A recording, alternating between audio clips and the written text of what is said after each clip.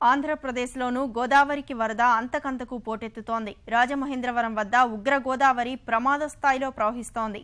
Dhavaleswaram cotton బ్రిడ్జికి ఉధృతి క్రమంగా పెరుగుతోంది. ఇప్పటికే రెండో ప్రమాద హెచ్చరిక జారీ చేసిన అధికారులు నీటిని 175 గేట్ల ద్వారా దిగువకు విడుదల చేస్తున్నారు. లంక గ్రామాలను వరద ముంచెత్తుతోంది. వంతెనలు, కాజ్వేలపై నీరు ప్రవహిస్తున్నందున రాకపోకలకు అంతరాయం కలుగుతోంది. సహాయక చర్యలు ముమ్మరం చేసిన ప్రభుత్వం వరద బాధితులను పునరావాస కేంద్రాలకు తరలిస్తున్నారు.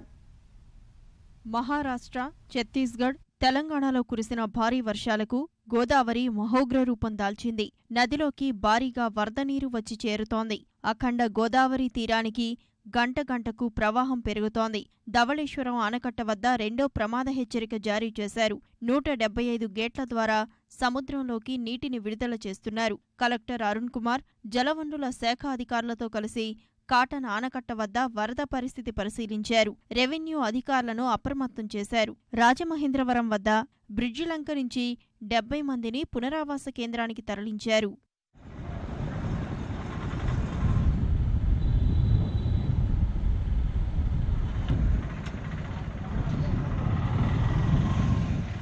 గోదావరి వరదతో విలీన మండలాలైన చింతూరు, కూనవరం, వరరామచంద్రాపురంలో రహదారులపైకి వరద నీరు చేరింది. శబరి నది ఉధృతికి మించి ప్రవహిస్తున్నందున చాలా గ్రామాలకు రాకపోకలు నిలిచిపోయాయి. దేవీపట్నం మండలంలోని 36 గ్రామాలను వరద ముంచెత్తింది. కోనసీమలోని కొత్తపేట, పి. గన్నవరం, ముమ్మిడివరంలోని లంక గ్రామాలను వరద నీరు చుట్టుముట్టింది. చాకలిపాలెం వెదురుపీడం వద్ద రెండో కాజ్వేపై వరద ప్రవహిస్తోంది. మురమళ్ల వద్ద వృద్ధ గౌతమి ఉగ్రరూపం దాల్చింది. సలాదివారి పాలెం ప్రజలు బయటకు వచ్చే దారిలేక ఇబ్బంది పడుతున్నారు.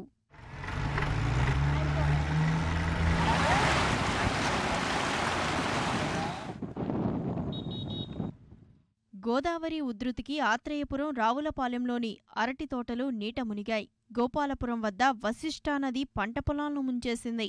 లంకల్లో పచ్చిమిర్చి, మునగ, ఆకుకూర తోటలు నీటిపై తేలియాడుతున్నాయి. ఆఖరి ప్రయత్నంగా పంటలను కాపాడుకునేందుకు రైతులు శ్రమిస్తున్నారు.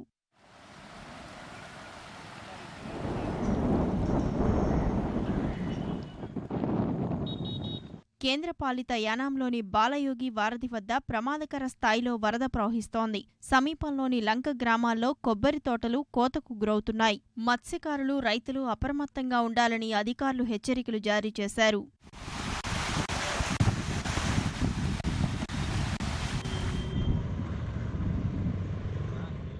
గోదావరమ్మ శాంతించాలంటూ రాజమహేంద్రవరం పుష్కర్ ఘాటు వద్ద అర్చకులు హారతి సమర్పించారు. ఈ కార్యక్రమాన్ని తిలకించేందుకు భక్తులు పెద్ద ఎత్తున తరలివచ్చారు.